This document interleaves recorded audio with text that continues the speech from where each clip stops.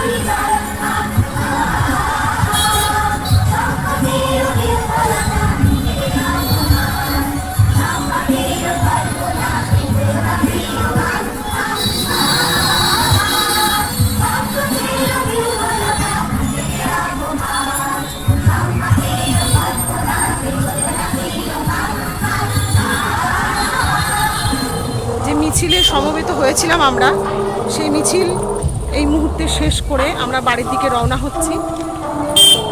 এই প্রতিবাদ আমাদের চলতে থাকবে। যে প্রতিবাদে আমরা অগ্রসর হয়েছি, সে প্রতিবাদ থেকে আমরা পিছু হটব না। জানি না আপনারা আমার কথাগুলো শুনতে পাচ্ছেন কিনা, এখানে সাউন্ড হচ্ছে যেহেতু গণেশ পুজো চলছে।